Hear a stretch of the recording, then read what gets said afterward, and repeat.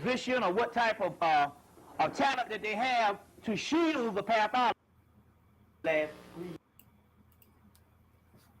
Fair use. This your boy L Dragon Amaru Khan. I'm just gonna play a little bit of Bobby Hemmitt for y'all. I'm gonna be in the background doing something, but check this out. You know, have eyes open, ears open, come with an open mind, learn some knowledge from Bobby Hemmitt. Shout out to the elder. Now, this brother started with us, what, March 1st, 1994, is that right? Yes. What was the name of your lecture that night? I couldn't tell you.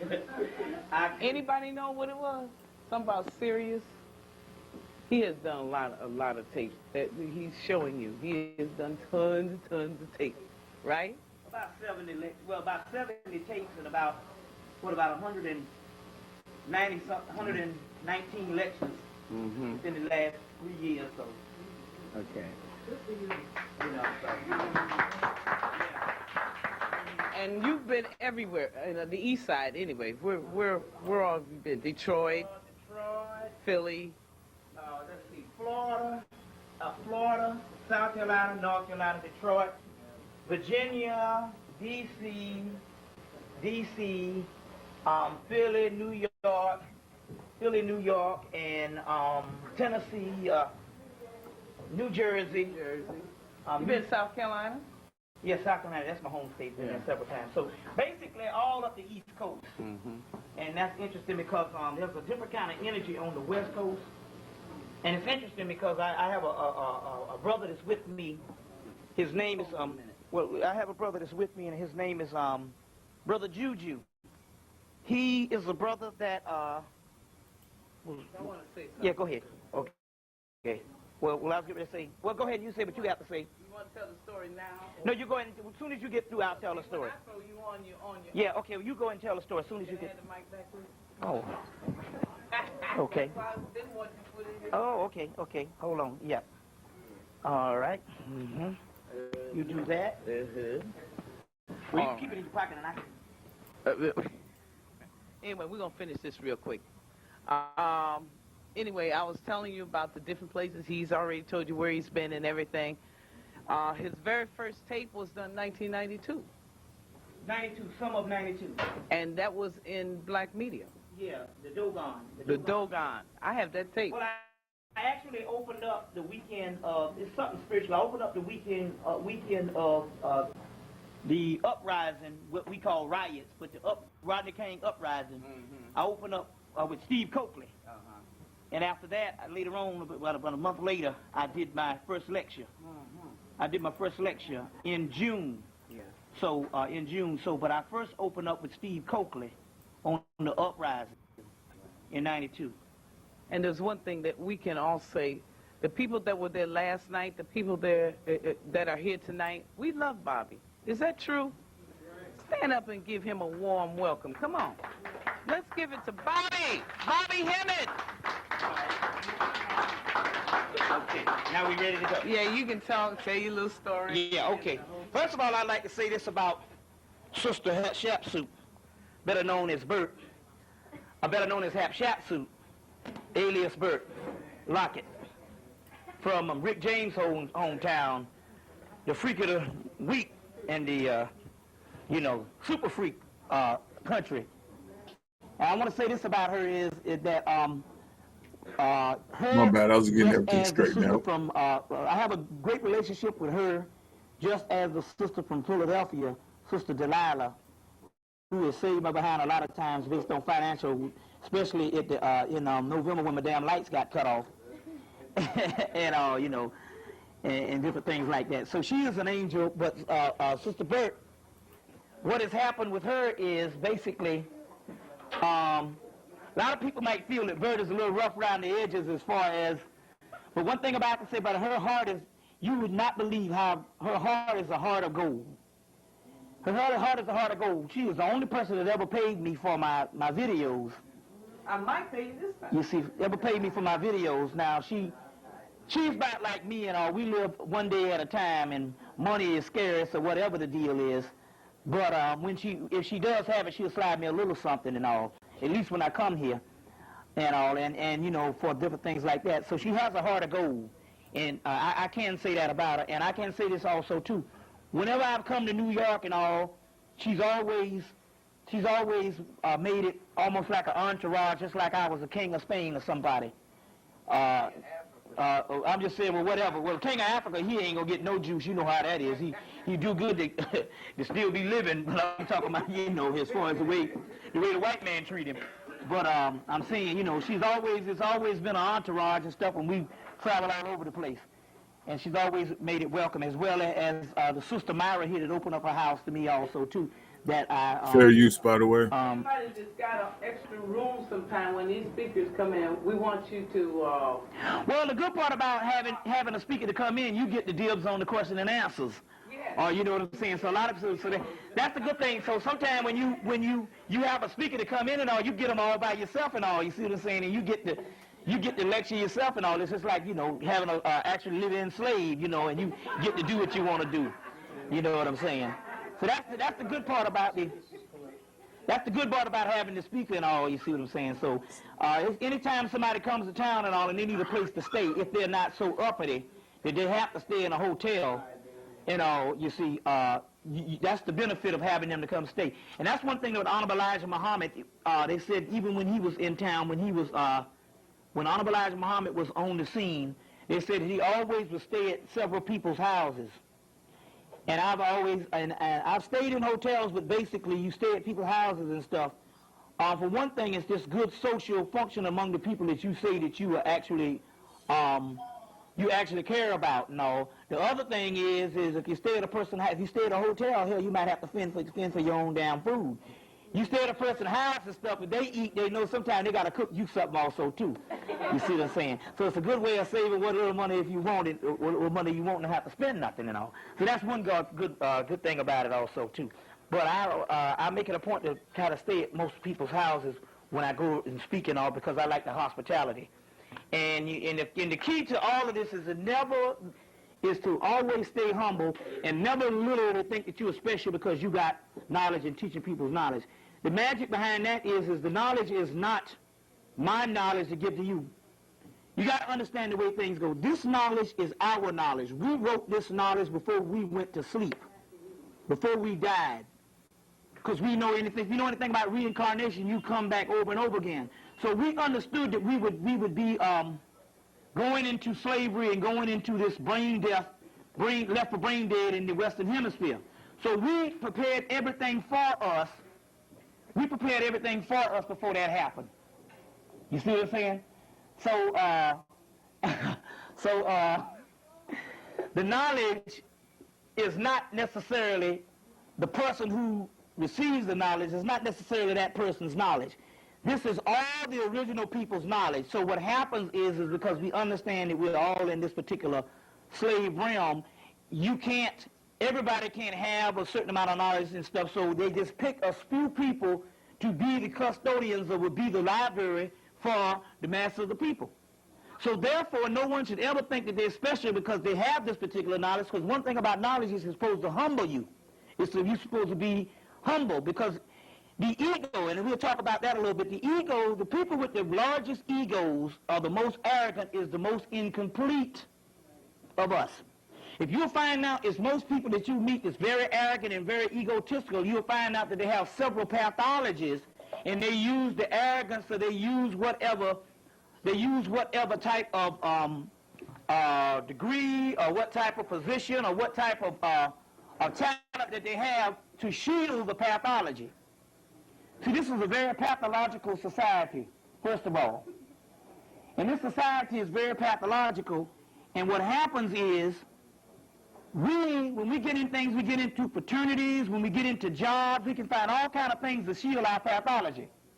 So when America looks at you, when the society looks at you, well, this person is a very successful person.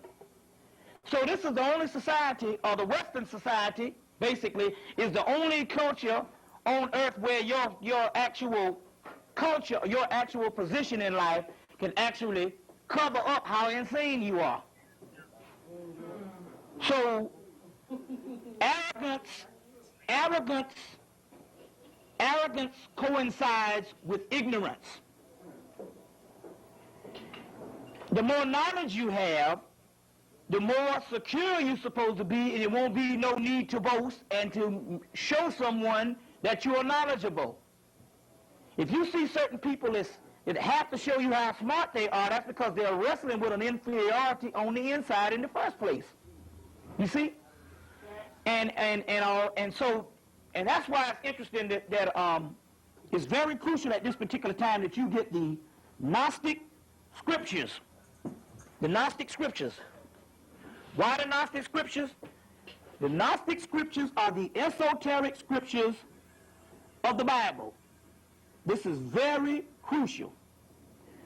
This book is a must-read and a must-have in your library. It costs $29.95, $30. This is a must-have book because these are the Gnostic scriptures. The Gnostic scriptures, and let me explain this, the esoteric part of Christianity, which is the exoteric, which is only a moralistic code based on social governing of a people to keep people in line, basically, that was needed in the Roman Empire.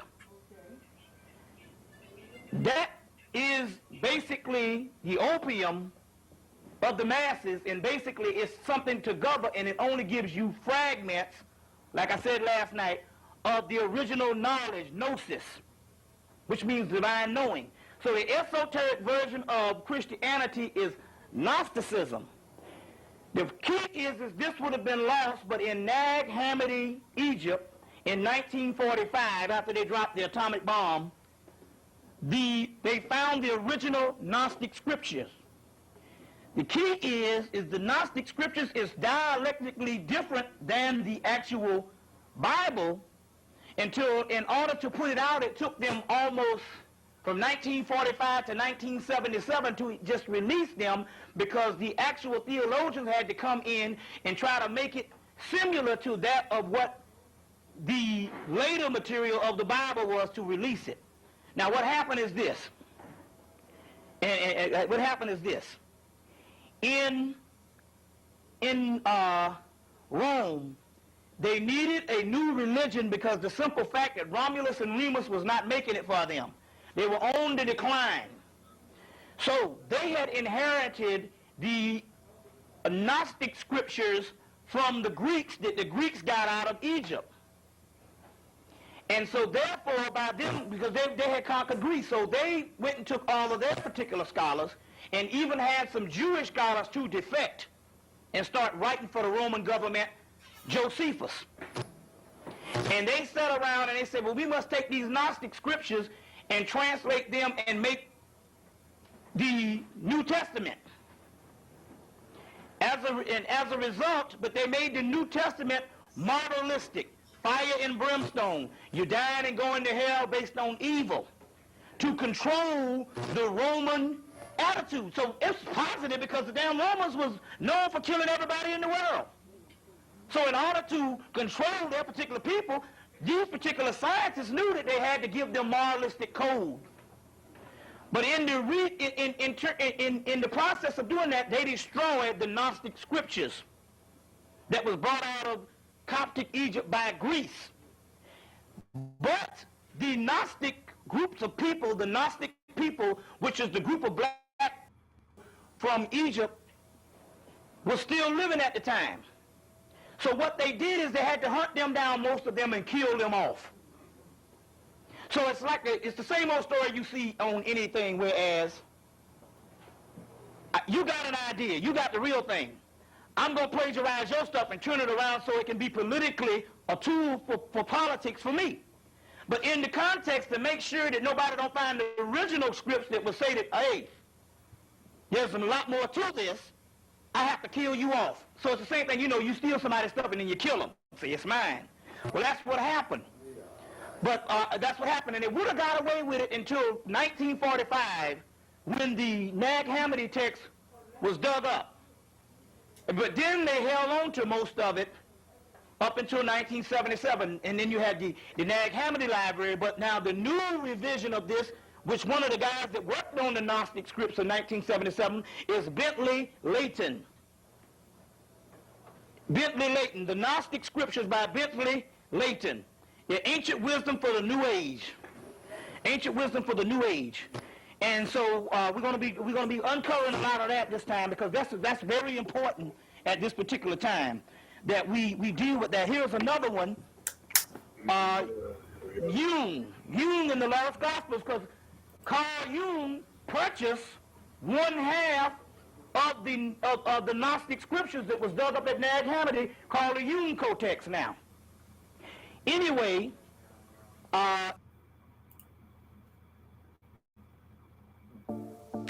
When you're in reverse, available rear pedestrian alert can alert you to detected pedestrians directly. it's by Stephen H. Holier, Jung in the Lost Gospels, Insights into the Dead Sea Scrolls in the Nag Hammadi Library. It's a $10 book, $10.95, put out by Quest Books. There's another one also called the Jung. It's called Jung or Young, the Lost Gospels and the Seven Sermons of the Dead. It's called the Gnostic Jung and the Seven Sermons of the Dead. And we'll go into this tonight also too. But I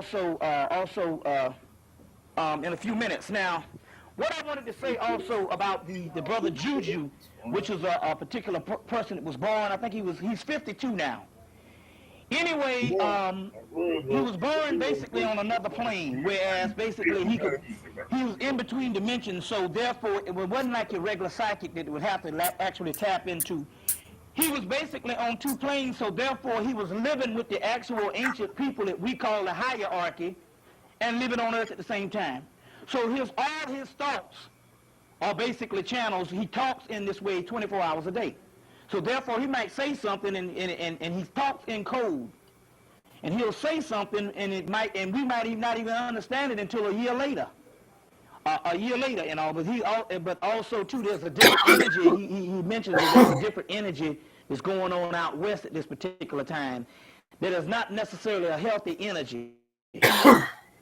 Not necessarily a healthy energy, because most black people are on the East Coast, and also too, because you got to realize that. Although we do know that New York is one of the places that basically had great massacres of the Native Americans also, but we also know that whole Western thing also, you see, which basically was the last frontier to actually kill them off. So how the West was won is a celebration of the white man killing off the doggone Indians.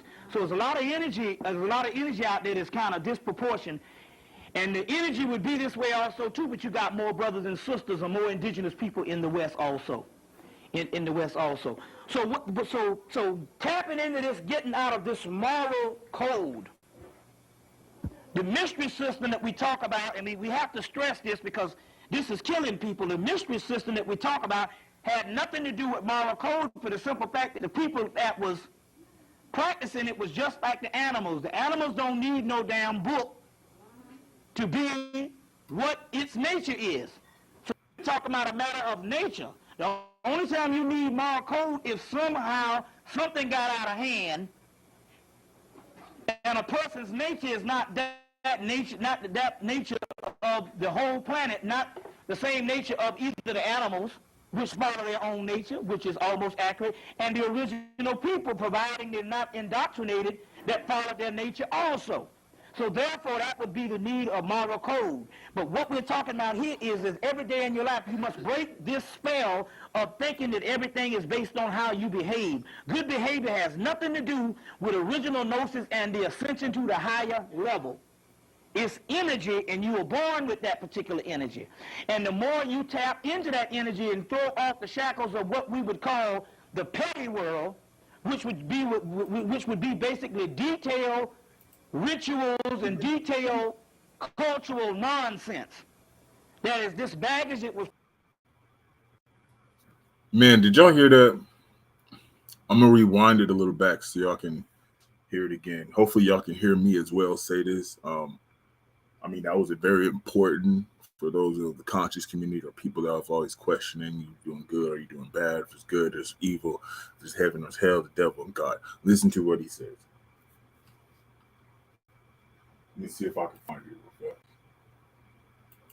fast. Although we do know that New York is one of the places that basically had great massacres about, I mean, we have to stress this because this is killing people. The mystery system that we talk about had Right nothing here. to do with moral code for the simple fact that the people that was practicing it was just like the animals. The animals don't need no damn book to be what its nature is.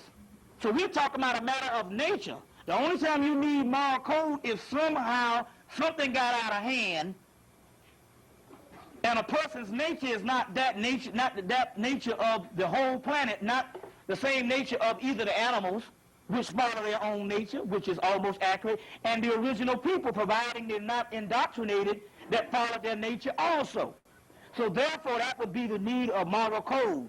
But what we're talking about here is every day in your life, you must break this spell of thinking that everything is based on how you behave. Good behavior has nothing to do with original gnosis and the ascension to the higher level. It's energy, and you were born with that particular energy. Did you hear that? The more you tap... Did you hear that? Your behavior has nothing to do with your ascension to the higher level, the higher dimension. It has nothing to do with it. I'm gonna go back a little bit more because he hit it on the L with that the animal. Jung in the 7 Sermons of the Dead. What's killing you? And we'll go into this tonight also too. Whereas basically he was that is not necessarily a healthy energy. Energy would be this way also. And a person's nature is not that nature of the whole planet, not the fact that the people that was practicing it was just like the animals. The animals don't need no damn book. Right It's a there. celebration of the white man killing off the doggone Indians. So there's a lot of energy out there that's kind of disproportionate. And the energy would be this way also too, but you got more brothers and sisters and more indigenous people in the West also. In the West also. So tapping into this, getting out of this moral code, the mystery system that we talk about, I mean, we have to stress this because this is killing people. The mystery system that we talk about had nothing to do with moral code for the simple fact that the people that was practicing it was just like the animals. The animals don't need no damn book to be what its nature is. So we're talking about a matter of nature. The only time you need moral code is somehow something got out of hand and a person... See what I'm saying? We stopped and rely on everything these people told us instead of relying on our nature, our God-given ability, trusting our inner selves. We turned away from it. I don't want to go deep into that, but I really don't believe that what the Israelites are, or what they say the Israelites are, I don't think they are. Matter of fact, I'm going to go ahead and say on top, that's not their name, their actual name. That's just the name that's given, is what they call it. Thou shalt not speak that name, ever. Back to it. His nature is not that nature of the whole planet, not the same nature of either the animals, which follow their own nature, which is almost accurate, and the original people, providing they're not indoctrinated, that follow their nature also. So therefore, that would be the need of moral code. But what we're talking about here is every day in your life, you must break this spell of thinking that everything is based on how you behave. Good behavior has nothing to do with original gnosis and the ascension. You have to break that spell. You have to break that spell. Know thyself. To the higher level. It's energy, and you were born with that particular energy. And the more you tap into that energy and throw off the shackles of what we would call the petty world, which would be basically detailed rituals and detailed cultural nonsense. That is, this baggage that was put on 2,000 years ago of lesser groups of people who didn't have a cultural background in spirituality, which would be the Europeans, basically, and all these particular customs that they have now have nothing to do at all with spirituality whatsoever. The main key is everything, these customs are very important to them because they have to deal with things outer, because inner is lacking. So that's why their spiritual world is based on outer. And if you're dealing with things outer, then basically most of the time you got to deal with how you behave, what you wear, what you eat. But if you're dealing with things inner, you will find out that man is imprisoned in an inferior vessel. And that's the mystery of Christ being nailed to the cross. Man is imprisoned in an inferior vessel that we'll go into also, too. Also, dealing with the moral code, I want to read something of the angel Awas that I also talk about. The channel, Awas is nothing but an ancient form of the god Heru that channel the holy books of Thelema as well as the book of law to Aleister Crowley in 1904. And the book of law, I think the holy books in 1919. But I want to read like a paragraph of what he says here. It says, I am the Lord of initiation, Amen. Because if you understand Amen, which is the hidden God, Amen means hidden, and Ra, it means the hidden son, Ra Heru Kahudi, which is another form of the Christ child Heru, or the Christ God Heru. It says, I fly alike as a hawk, which is the hawk, Mr. Heru, and of the mother emerald are the mighty sweeping wings. I swoop down upon the black earth.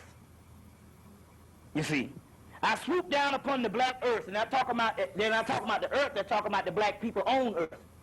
I swoop down upon the black earth, and it gladdens, and it gladdens. The earth is glad, and it gladdens into the green of my coming. They are happy that he's coming. This is an end time type of apocalyptic type of an apocalypse doesn't mean disaster as much as it means end time events, which also has disaster. Thank God to that.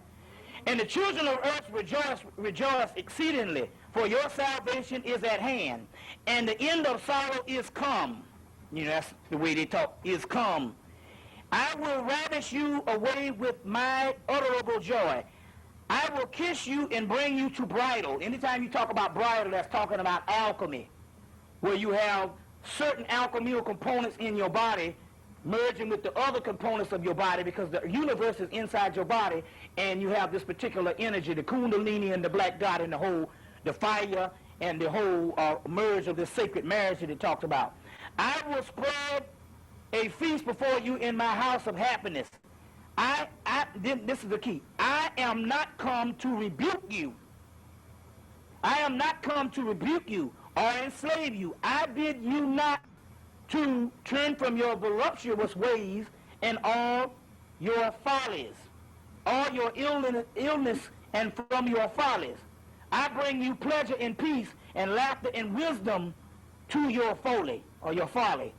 So, all ye do right to be is to enjoy it. Now, what I mean by that is, this is trying to show you a higher form of knowledge or gnosis that is meant for us. It means that it has nothing to do with the way you behave. Why? Because based on behavior, none of us will illuminate if it was based on behavior.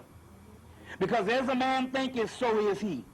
So therefore, we always have these particular thoughts, and you'll continue having these thoughts on the lower realm. So based on behavior, no one could ever illuminate or go to the higher level. So therefore, they're talking this because that is the curse that we have. The curse that we have is we have a certain energy given, a certain energy field will rise automatically. But that energy can be shut down based on the way we think, and thinking that we are less than who we are, and thinking that we are wretches, like the Bible says, a wretch like me. You see what I'm saying? And thinking that we are wretches, so therefore you limit your capacity just on the doctrine that comes that says that you are inferior. Whereas in the Gnostic scripture, you are the other way around. The angel, the God that creates the earth, later on finds out that the man that he has created by not with the help of the hierarchy, because this is a lower subordinate being, angel, the man that he has created by some mishaps or some way that he didn't know, Sophia comes down and put the energy that he should have had into the man, and the man becomes superior over this particular God, the supreme being. The God that is a jealous God. Why is he jealous? He is jealous because he understands that the particular man on earth has the goods over him. Now this has no. So what we're talking about the God that's higher than him is the unknown God, the sun behind the sun, The child of the mother, the star system Sirius, is the light or the astronomical vehicle of this particular God. But the one that you worship, the one that created the earth, is a subordinate being who is called the supreme being, Jehovah, a subordinate being. So the reason, and this is in all cultures. The Egyptians talk about it. The Dogon talked about it. And even in the book of Enoch that they didn't add in the New Testament talks about it. And the Gnostic scriptures, which is the esoteric counterpart, gives you the complete background that they dug up in 1945. That we'll go back in and question and answer also too. That we'll go back in and question and answers too. So therefore, by the God, the great mother Sophia, the great mother Sophia comes in, and the great mother gives the man on earth the power over this particular being, that one day this man on earth would overthrow this particular being. And the word woman or woman gives way to human. So human is a derivative of woman. Is a derivative of woman also. We'll give you some bibliography on that also too. Also coming out of the actual Gnostic scripture. So we're going to get into a little bit of hard copy, and then, as we always do, we'll get into a little bit of hard copy, and then we'll go into some other things that we dealt with also. So now, in the hard copy, and the hard copy is the things that's happening all over the earth at this particular time.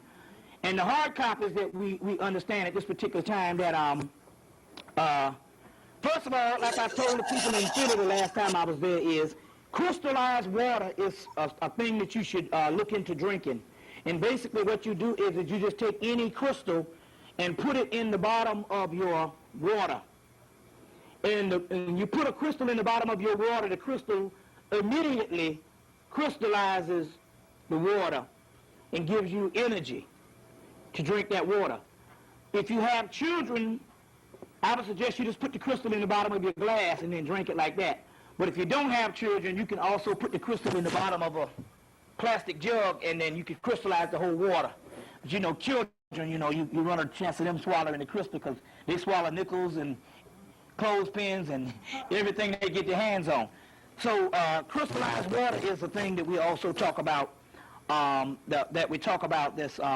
is very needed at this particular time, that you should also deal with. I want to talk about also, I want to get this on tape because the last time I talked at Reverend Valentine's up here, this particular part got cut off. And so by it being cut off, we need certain things documented. So Sister Burt brought it to my attention to put this on tape. And that is the murder of Sheikh Anta Diop. The murder of Sheikh Anta Diop. There's certain ways of getting certain information. First of all, if you just understand the science, that what happened was Diop came to the, and for those people who don't know that Diop to get his particular works, number one, they had a close eye on Diop from the get-go, because Diop in his book African Origins, Myth and Reality, talked about the Tamahu. I think in chapter 10 or whatever you were looking, he talked about the Tamahu. He just left that missing page out, the missing page out of the creation of the white man. He left this particular missing page out. Now, remember that Champollion is the one that wrote the 13 letters back to his older brother, Champollion the Elder. Now we even got further information from the black Egyptologist, the sister Makembe Quetty. Is that her name? What's the... Maketi Wimby. Yeah, I got it backwards here. Maketi Wimby. That also said that based on what she has learned is that even Champollion could not basically decode the Rosetta Stone, that it was a black man that helped him. Because they could not understand certain linguistics and phonics, but the black person being spiritual could automatically tap into things, although he might have never known about hieroglyphics or metaneta. So they don't let you know that it was an actual black man that helped them, and it was the black person that actually literally taught them how to break the codes. And as usual, just like throughout all the part of the, from slavery on up, the white man gets the credit. You see what I'm saying? The white man gets the credit. And sometime if you're ever in Detroit, Michigan, you need to visit Wayne State University if you can get somebody to get you up in there, because Wayne State University is very important. Because Wayne State University has the most amount of black people to go to a non-all-black college. Because this is basically a regular white college, but there's a huge influx of black people go there because there's not a black college in Detroit. So Wayne State has a big student enrollment of black people. But if you ever go there, they have drawers, just literally drawers of files of all the stuff that was stolen from black people that we invented. And based on that particular information at Wayne State University, damn near everything that you can think of is basically stolen from black people. You see what I'm saying? Basically stolen from black people. But we find this out, that even Champollion, who got credit for it, really didn't break the keys on that. You see what I'm saying? Really didn't break the keys on that.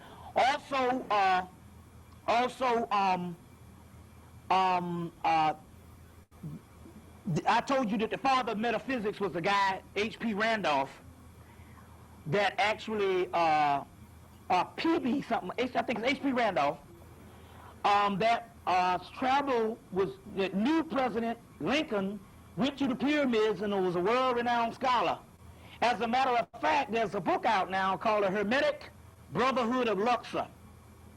Hermetic Brotherhood of Luxor, big thick book put out by Samuel Weiser. And in that particular book, this particular Hermetic Brotherhood of Luxor, they have a picture of H.P. Randolph in it in his life story. And also he was a contemporary that taught Madame Blavatsky her particular information. You see what I'm saying? So he is attributed to the original father of metaphysics.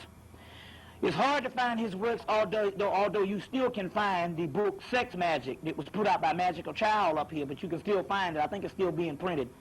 It's one of his particular books. But I do know his life story is in that particular book, Hermetic Brotherhood of Luxor, which was this particular group, all spin-off of the Rosicrucians, and they actually had this brother also in it. But getting back to Diop, Diop was one of the people that also knew about the Tamahu, which is the created white man. Not only did he know about the Tamahu, which is the created white man, he found some bones and some fossils that could also dismiss and link that the white boy talk about, but it didn't have a damn thing to do with us because we were the Nephilim that came down, those who had come down, but it also had a lineage of dismiss and link based on this particular European. And so therefore, I think he was getting ready to break this particular information to the world, because he had found his element that he couldn't find in his contemporaries in Europe or his contemporaries in Africa, that he found this element in the United States of black people at this particular time is ready. So when he spoke at the King Center in Atlanta in 1986, right after that he died. And that's because they literally poisoned him on the plane. And he died on the plane. So they called his wife to come to the airport, and when she got there, they said, you can do two things. Either you can die with him, or you can go home and shut your mouth, and we can announce a month or whenever after that this man is dead. And by the way, give up all his papers to the French government. And that's why she gave up the papers to the French government. But he was killed. He was killed. Also, but it wasn't nothing that wasn't already published in the book Astro Body, A.E. Powell's Astro Body. In a section called The Human Artificials, there's a section where they talk about the origin of race, and it also links the European with the ape. But he gives a footnote, to go to Blavatsky's Secret Doctrines, and also to Blavatsky's Secret Doctrines, and in there she talks about the ape. You can get two books, the A.E. Powell, The Astro Body, which is a must read, should be a Bible. A.E. Powell, The Astro Body, and also C.W. Ledbetter's book, The Astral Planes. C.W. Ledbetter's book, The Astral Planes. These are books that also you should understand the astro body just to try to understand the other realms of the invisible. The other realms of the invisible. There's another book that the Yoruba, most of the Yoruba priests use, and it's called the Spirits Book. It's called the Spirits Book. All I know is put out by Samuel Weiser, and it's called the Spirits Book. I can't think of the author's name, and he has another book called Mediums. It's one of the chief books that the Babylon use, and it's written by a European, but it's one of the best books on how the actual spirit realm works. It also was one of the books that was used to make the movie Ghost. When they wanted to get a certain information from the movie Ghost, they used that Spirits book, and the second book is the Medium's book. So it's very...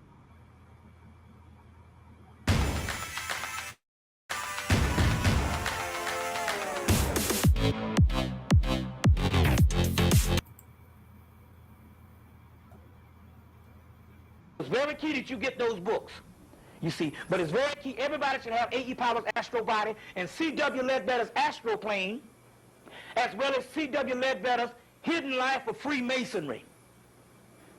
His Hidden Life of Freemasonry. Very key that you get that book, because that book actually shows that the Masonic robe came from the Egyptian robe, which later on you understand that the Scottish Celt, which came from also the Scottish Rite and the whole Egyptian robe also too, that they just took it and fused it in their particular fabric of the Highlanders, which get the movie Highlander that deals with Sean Connery teaching the Highlanders, I am an Egyptian, which leads to the Gypsies, who are the bastardized children or the leftover children of the Moors.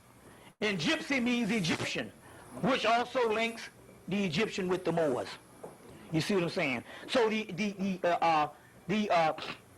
also you can also order eight Lieutenant Colonel A.E. Powell's book Solar System, which they put pressure on most book companies that cannot print it.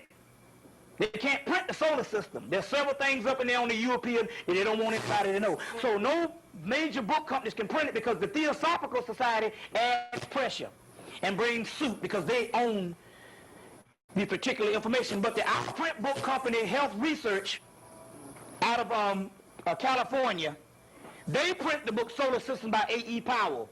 And the way they had to get it, they had to literally go in somebody's library and take the book. So the Solar System, very key book. But going back to Sheikh Anta Diop, he also had this particular information on the Tamahu, which you can get in his African Origin of Civilization, Myth, or Reality.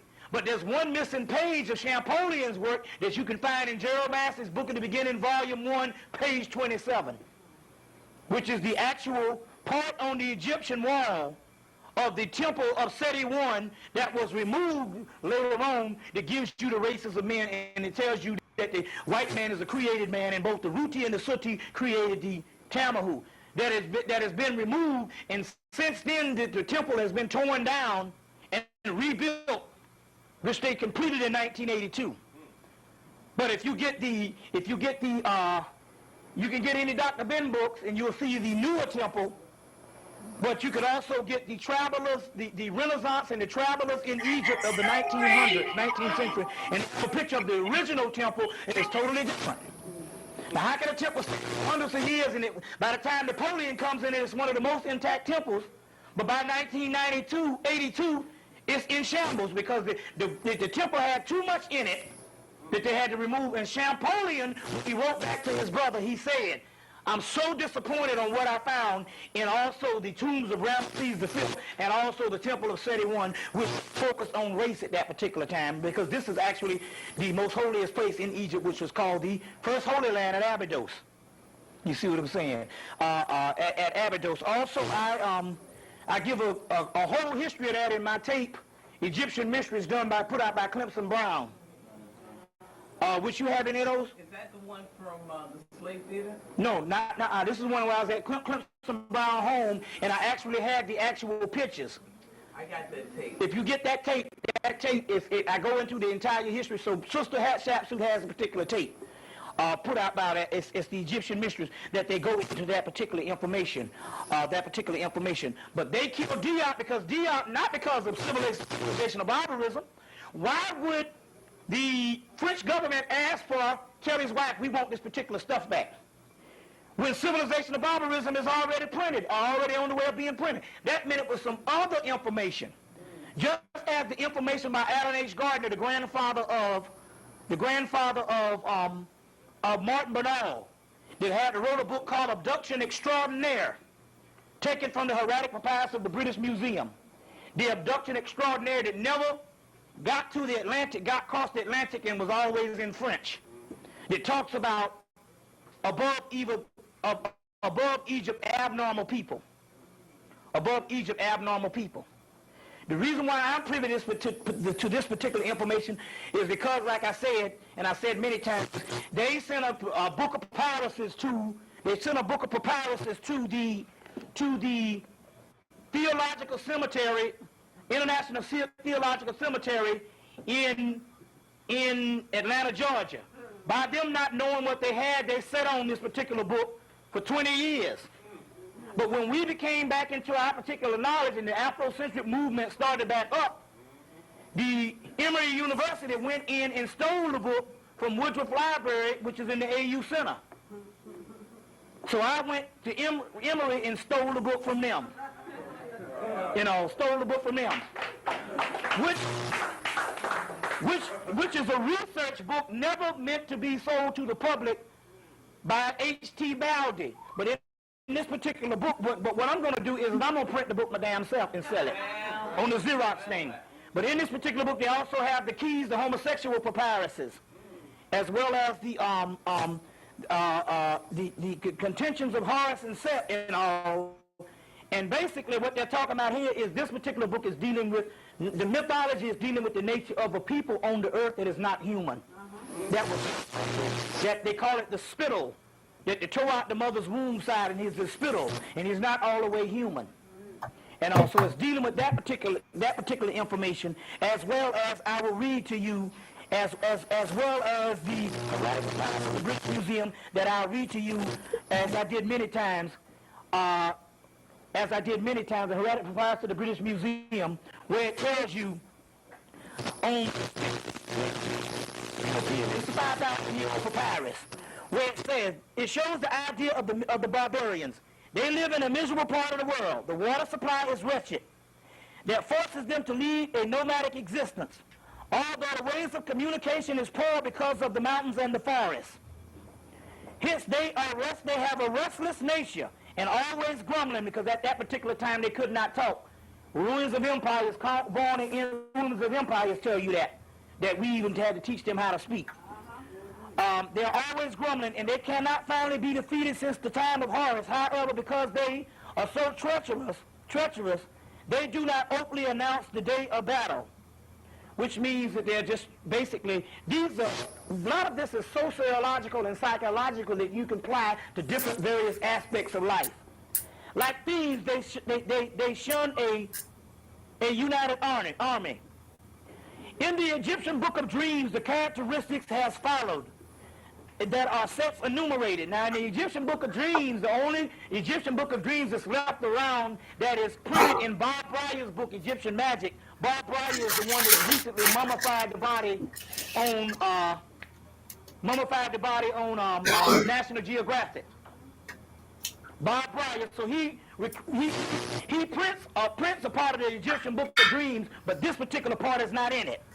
In the Egyptian Book of Dreams, the characters of the followers of Set is enumerated. This particular Set type, and the one that they're talking about here, is the Set type, the slayer of Osiris, which is the prototype of Satan.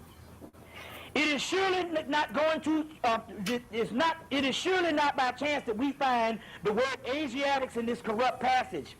Now remember, they were called the miserable Asiatics because there was no Europe at that particular time, and excuse me.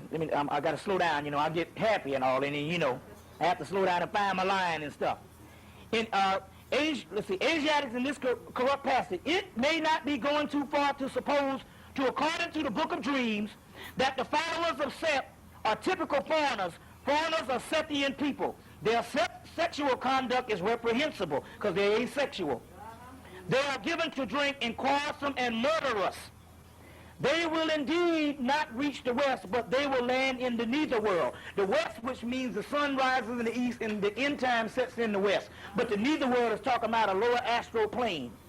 You see what I'm saying? The lower astral plane also. So we do have this particular, and I think I've held on to it long enough to actually go in and print the particular book out. So what I'll do is I'll give it to somebody and let them have the task of printing it out and all, and then, you know, we'll just sell them as it is and all, and you can actually study that also too. So I just study that also too.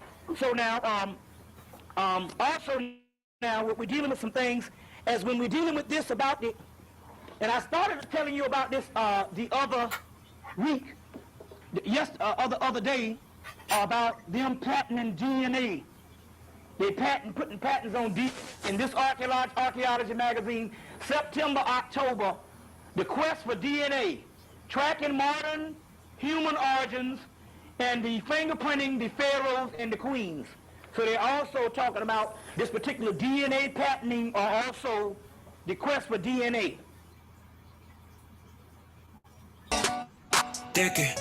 New Thicket Stick-It Thickening Brow Gel Mascara with vegan plant-based fibers and 16-hour hold. Commercials, bro. From NYX Professional Makeup. We teach web development from beginning to end at App Academy. Specifically, we teach the students Ruby.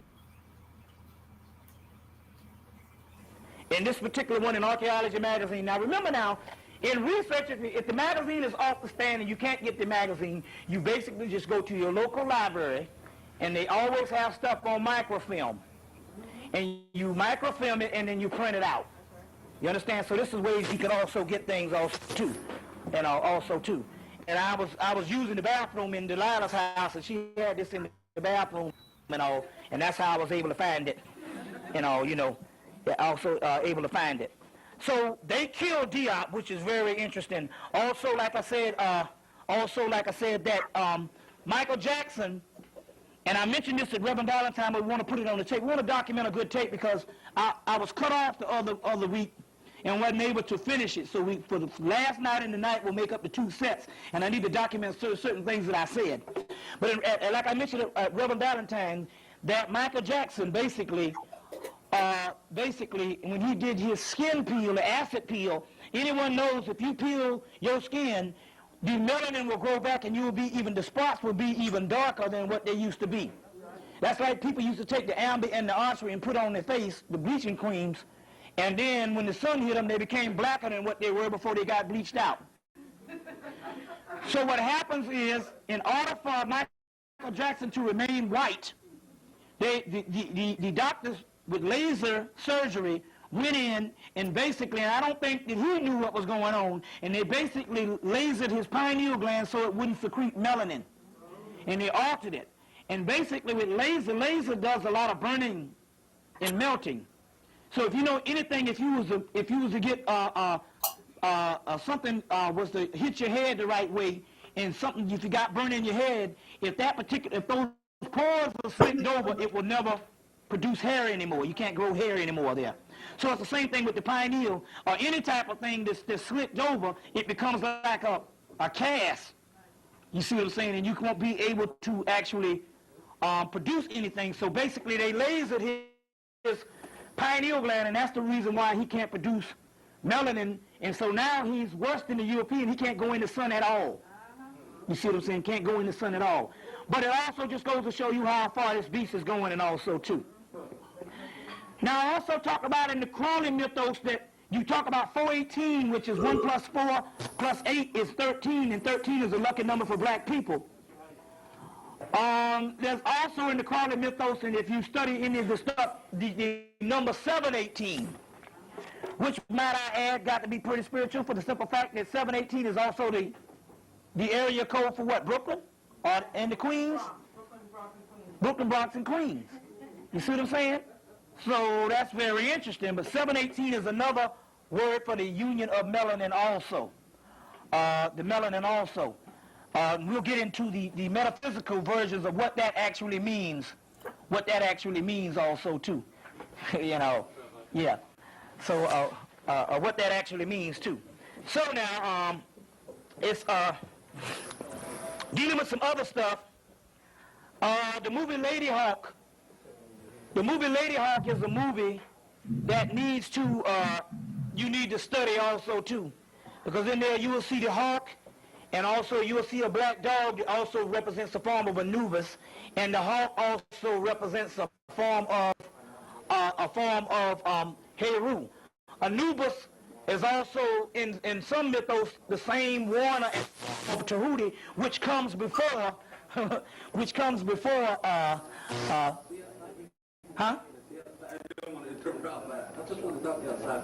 Okay, well, I'll tell you what we're gonna do. Well, Sister Bert, this brother came down to see me. It's something important he needs to say to me, so I just want you to take right quick, so I take a little pause so I can go and speak to the brother. We take a little break because it's very important that I see the brother before he leaves.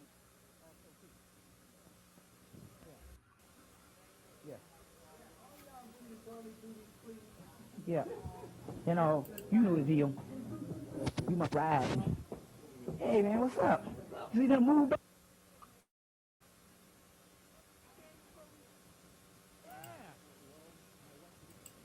Why are you coming so black?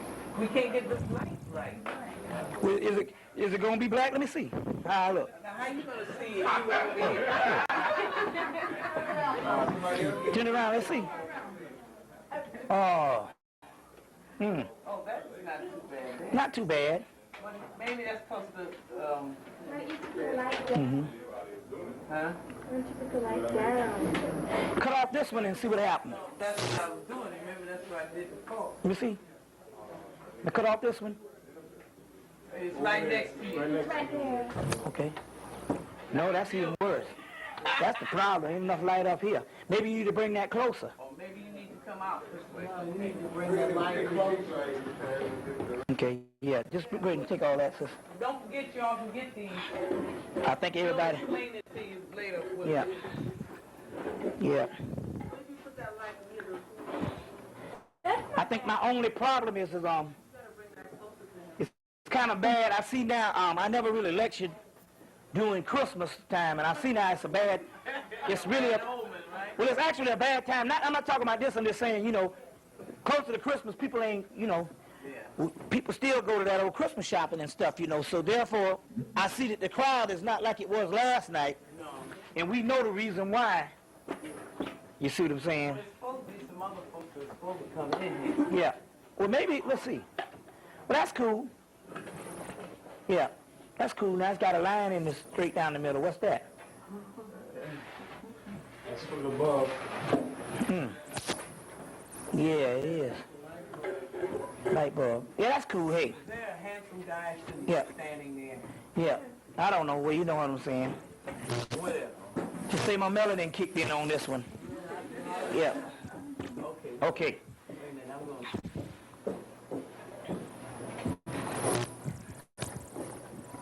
to... Okay, you ready?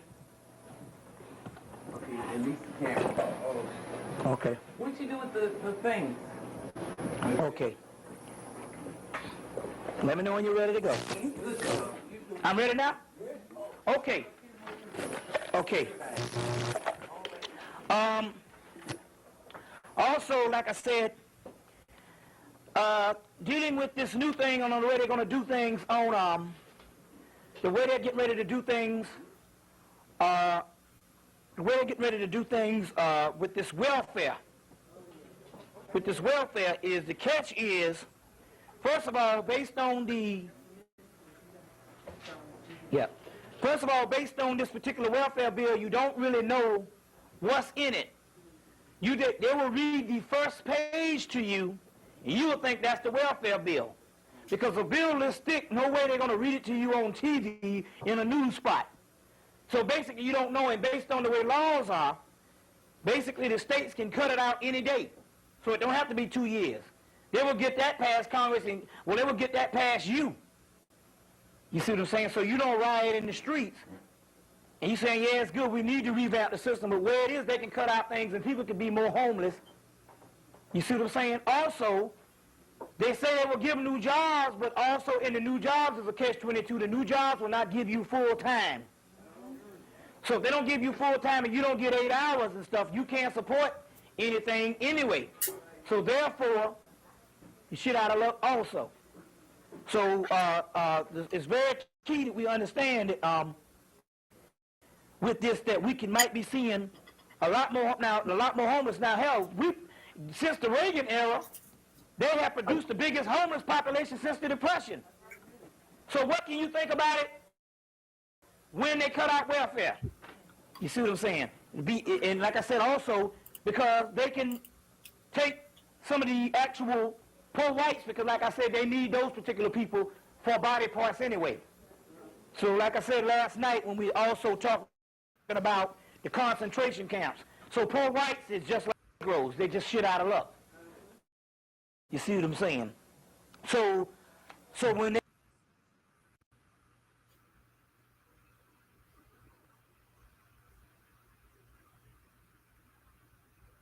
say, well, it's mostly white people on welfare, that doesn't matter. The amount of black people that they can catch, you see, based on per capita, there's a lot of people. So it's very key that you understand that particular information that's going on.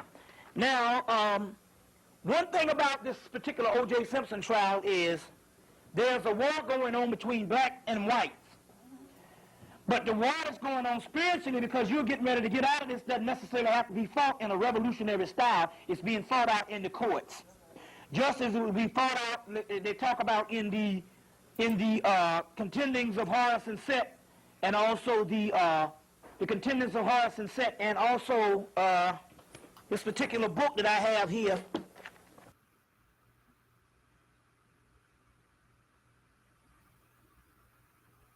Are there times when you would love to have another address or phone number to use instead of your home address and personal number? Wouldn't it be This particular book that I have is called the Osirian Myth. This is coming from the University of Detroit, of Michigan, and it's called the Osirian Myth. And in here they have a particular court case and a trial they would say that would be the biggest trial in world history. So when it comes down to us, because you're thinking of the mythology, you don't see the actual trial as it comes on.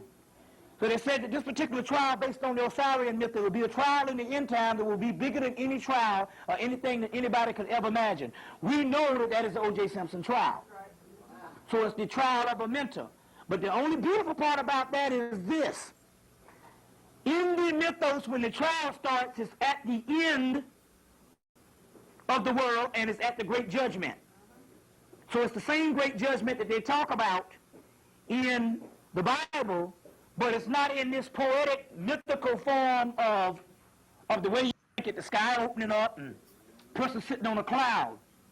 Things register right here before our eyes, and we see these particular things. And we, by us not actually understanding adequate mythology, because basically we study one mythology, the Bible, or we study the major world religions that does not contain enough gnosis, divine knowing or knowledge, to give you the adequate amount of knowledge to see things right before your eyes.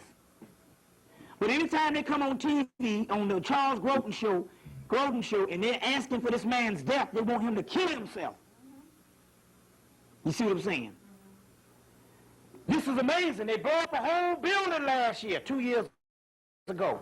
And you don't hear anything about it. Take down planes and kill up people. And you don't hear nothing about it. 2 people get killed. You understand? And they can't live without it. And this is based on the war and based on the psychology of the white man, and this whole thing is coming out because it's spiritual. It's very spiritual. You see, and if you read between the lines, you can understand this stuff as well as you have a Barnes and Nobles up here, right?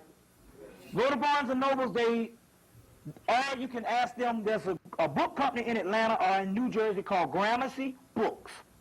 They put out out-of-print books. Or they reprint old books. Now, in order to get a hardback version of Burge's Book of the Dead, when I checked in New York in 1990, they were about like $300 to get one. So this Gramercy books back in 95 started printing, 95, I think, yeah, 95, printed the Book of Coming Forth by Day, the original volume of Burgess with all his notes in it in 95, and it's a hardback version for $13. Now that's key because they print books, and these books are budget books, but they're printed new. So Gramercy books, and get the E. Wallace Budge, the hardback version. You can go to Barnes and Nobles, usually sell them, and basically Colossal will also can order some for you, and they're only $13 for a big thick particular Book of Coming Forth by Day. And in there, in one of the sections in the introduction, they actually talk about this great court trial, or this great court case. Also in the book From Fetish to God, Ancient Egypt from Fetish to God, in this particular book by E. Wallace Budge, you can also find the court case, this great court case, this judicial court case, in the section of the papyrus called the Contendings of Horus and Set. And they will also deal with the court case in there too. Now it's not going to so much look like the O.J. Simpson verdict if you don't understand mythology and how mythology works. But it is definitely the O.J. Simpson verdict because I studied it about a month. All of the different papyruses, I studied it about a month in the fall of 95, right after the verdict, or right before the verdict. So that's very key.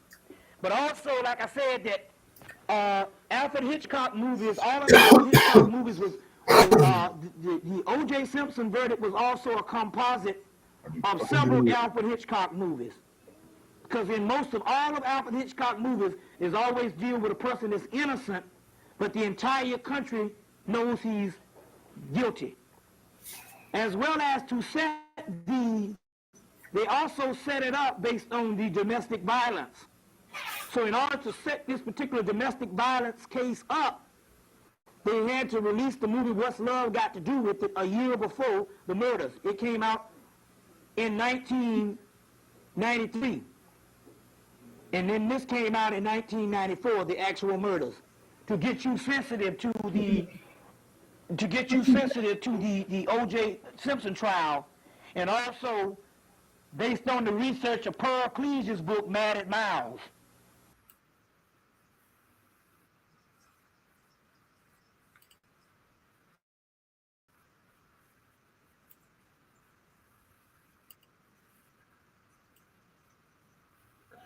All right, everybody. Check this out. I'm probably going to play part 2 tomorrow. Most likely I will. But right now, I'm going to go ahead and end it. Hop on and do something else. Probably edit a little more of my other video before I post that tomorrow. But I did upload another one. But, man, I appreciate you if you do watch this. Or if when you stop by and do watch it, man. Just showing one of our elders, one of our greats, some respect and feeding some more knowledge people missed over. There's a lot of stuff in there. I might go over that and just break some stuff down and talk about it. And on the second part, I know the second part got the other parts. There's 2 more parts after these 2. So there's 4 parts altogether. But yeah, boy, it's your boy L Dragon Morris signing out. Deuce.